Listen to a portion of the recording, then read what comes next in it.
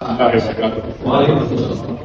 الله الرحمن الرحيم نحمده ونصلي ونسلم على رسوله الكريم أما بعد أعوذ بالله من الشيطان الرجيم بسم الله الرحمن الرحيم إن الله وملائكته يصلون على النبي يا أيها الذين آمنوا صلوا عليه وسلموا تسليما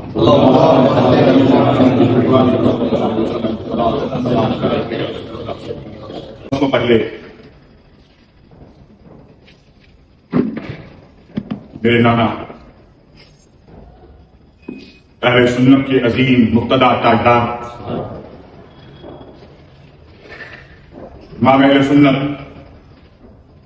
امام احمد رضا کے شاگرد رشید حضور محدث اعظم نے قوم سے مخاطب ہو کے یہ شعر کہا تھا، سونے والوں جاگو جاگو اس نیند کی دنیا سے بھاگو، سونے والوں جاگو جاگو اس نیند کی دنیا سے بھاگو، جو قوم کی سوتی رہتی ہے تقدیر بھی اس کی سوتی ہے، اور گیہوں سے گیہوں پیدا ہو اور جو سے جو ہی پیدا ہو، گیہوں سے گیہوں پیدا ہو اور جو سے جو ہی پیدا ہو، ہر قوم وہی کل کاٹے گی جو کھیت میں آج ہوتی ہے۔ علامہ اقبال نے کہا قوت فکر و عمل پہلے فنا ہوتی ہے، قوت فکر و عمل پہلے فنا ہوتی ہے، پھر کسی قوم کی شوکت پہ سوال ہوگا۔ حاضرین محفل، آج کی اس میٹنگ کا انعقاد امام اہل سنت عاشق رسول جنہیں میں فنا فی رسول کہوں احمد رضا رضی اللہ تعالی عنہ کے نام سے مجوزہ یونیورسٹی کے لیے منعقد کی گئی ہے۔ اعلیٰ حضرت بہت بڑے مفکر، محقق، مفسر، مدقق، مجدد، جتنے بڑے مفکر تھے، جتنے بڑے محقق تھے، جتنے بڑے مجدد تھے، اتنے ہی بڑے وہ ولی کامل، اور سب سے بڑی جو ان کی نمایاں صفت تھی، جس صفت نے حضرت اویس کرنی کو خیر التابعین بنا دیا، رسول والی حضرت سب سے بڑے عاشق رسول۔ اب دیکھتے ہیں اپنی مشاہدے کی دنیا میں کوئی پیر صاحب ہوتے ہیں، مرشد صاحب، ان کا انتقال ہو جاتا ہے تو ان کے بچے اگر خود شعر و سخن سے دلچسپی رکھتے ہیں تو اپنے باپ کے نام پہ بڑے بڑی کرامات قصیدے ہیں۔ اعلیٰ حضرت خود بہت بڑے عالم تھے، لیکن ان کے والد بھی علامہ نقی علی خان بہت بڑے عالم، لیکن ایک قصیدہ اعلیٰ حضرت کا نہیں ملے گا انہوں نے اپنے والد کی شان میں لکھا تو نبی اور آل نبی۔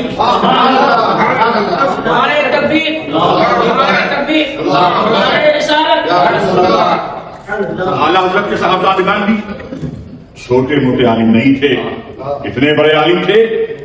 علامہ حامد رضا خان کو حجت الاسلام کہا جاتا ہے، مظہر اعلیٰ حضرت کہا جاتا ہے، مفتی اعظم کہا جاتا ہے، مصطفیٰ رضا۔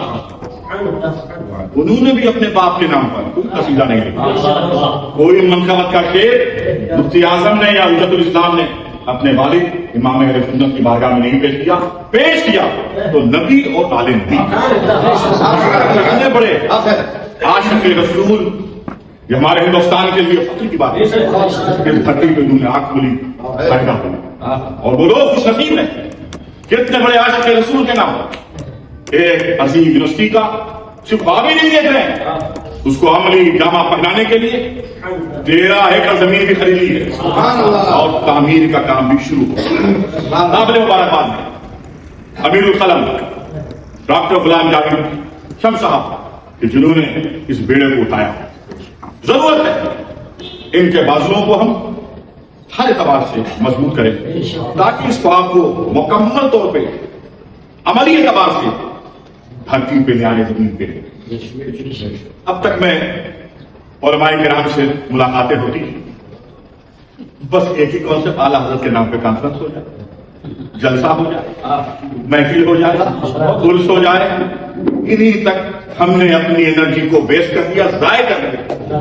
لیکن قابل مبارکباد ہے کہ اعلیٰ حضرت کے نام سے عظیم کام करने का इन्हें घोड़ा उठाया है कि आला हजरत के नाम पर यूनिवर्सिटी बना रहे हैं।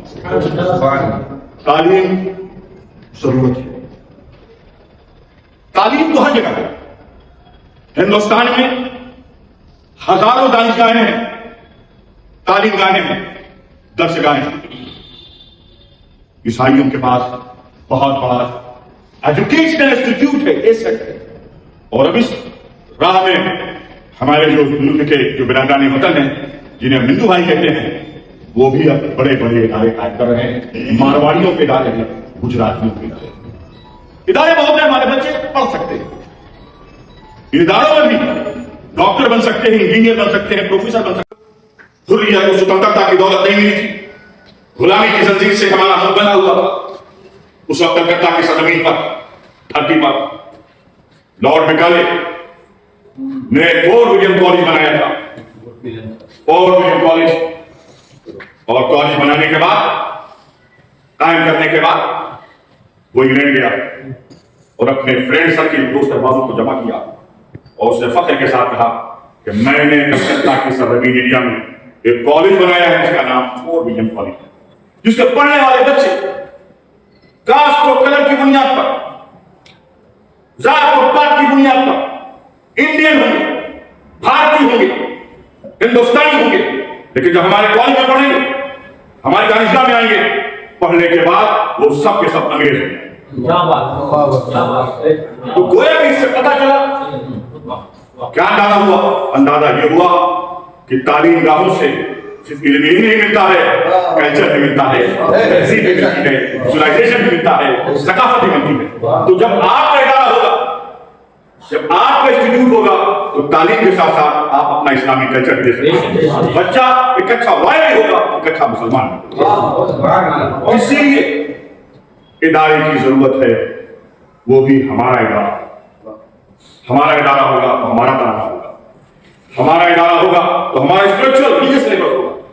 जरूरत है आज हमको मुसलमान बनकर रहने की। मुसलमान होना और है, और मुसलमान बनकर रहना और।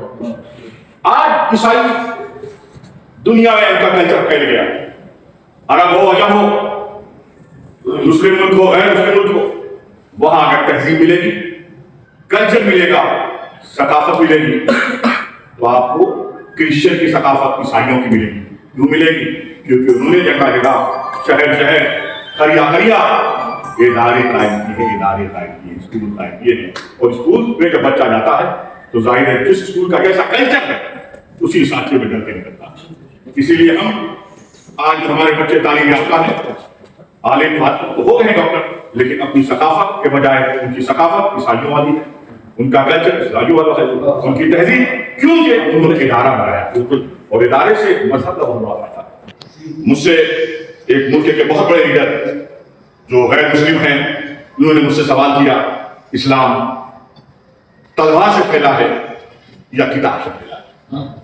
मैंने जवाब दिया, मजहब जो है न तलवार से फैलता है न किताब से फैलता है। अपनी कल्चरल कॉन्सेप्ट, अपनी ह्यूमन वैल्यूज, अपनी इंसानी कदरों से फैलता है। मैंने कहा मैं आपको बहुत तारीफ में नहीं ले जाना चाहता हूं, मैं उदाहरण में, एग्जाम्पल में, मिसाल में हिंदुस्तान को पेश करा। हिंदुस्तान में जो प्रेजेंट टाइम, इस वक्त जिस धर्म को, जिस मजहब को फरोग मिल रहा है, बढ़ रहा है तेजी के साथ, खासकर जुनूबी हिंदुस्तान में, वो ईसाइयत है। आंध्रा का दूसरा मजहब हिंदुओं के बाद ईसाइयत, तमिलनाडु में ईसाइयत है, केरला में ईसाइयत है, खुद कर्नाटक के बहुत से बॉर्डर इलाके हैं, मुजफ्फर जिसे कहते हैं, वहां पर ईसाइयत फैल रही। कैसे फैल रही है? उन्होंने ह्यूमन सर्विस, मानव सेवा खिदमत के नाम पर स्कूल खोला, हॉस्पिटल खोला, और आदिवासी दलितों के बीच गए, उन लोगों को सीने से लगाया, उन्हें क्वालिफाइड किया, उनकी हेल्थ पर भी तवज्जो दी, और नतीजा क्या हुआ? वो सब कन्वर्ट होने लगे। तो मैंने कहा ना ईसाइयों ने कुछ चमत्कार दिखाया, ना कोई शोबेबाजी। मैंने कहा मजहब के दो एंगल होते हैं, एक स्पिरिचुअल एंगल होता है और एक उसका होता है उस कल्चर एंगल। कल्चर एंगल का बड़ा ही इफेक्ट होता है। आपका कल्चर क्या, आपकी तहजीब क्या, आपकी ह्यूमैनिटी कितनी है। मैंने कहा इस्लाम फैला इसी तरीके से। मैंने कहा हमारे यहाँ सबसे बड़ी जो जगह के एतबार सेंटर ऑफ ग्रेविटी, मरकज तवज्जो जो है, मरकज इबादत मस्जिद है। मस्जिद की दो बड़ी अहम पोस्ट है, एक कहलाती है इमाम और दूसरा मौजिद जिसे हम कहते हैं। हुजूर के दौर में उस मुकद्दस जगह पर हमारे मुकद्दस नबी इमामत करते थे। इतनी रिस्पेक्टेड ऑनर वाली वो मनसब है जिसे मनसब इबादत कहते हैं, जिसके आज के दौर में रिस्पेक्ट नहीं ना इमाम साहब कर पा रहे ना वहां मिल। इतनी रिस्पेक्टेड पोस्ट हुजूर के दौर में हुजूर इमामत करते थे, सारे सहाबा अदा करते थे। और दूसरे नंबर की पोस्ट मौज़िन की। उस मौज़िन की पोस्ट पे कोई मक्की साहबी नहीं था, कोई मदनी साहबी नहीं था। अगर कोई थे तो बिलाल हबशी, हफ्सा को जो बिलाल है यहाँ से इंतहाई पसंदा, और जो आज आदिवासियों की दलितों की हैसियत है वो हफ्सियों की। हुजूर सल्लल्लाहु अलैहि वसल्लम ने दूसरी पोस्ट पे बैठाया उसी पसमाना समाज के लोगों के, सब कल्चर दुनिया में सब दारी इस्लाम का। इस्लाम इंसानियत का मजहब है, प्यार का है, मोहब्बत का है, कुव्वत का है, मुसावात का है। तो जब हमारा इदारा होगा तो हम अपना कल्चर, अपनी तहजीब, अपनी सिविलाइजेशन देख सकते हैं। मौलाना गुलाम नबी साहब ने प्रोजेक्ट का इसको कैसे चलाया वो भी एक तरीका है, लेकिन कतरा कतरा दरिया शब्द, कतरे कतरे से भी दरिया होता है।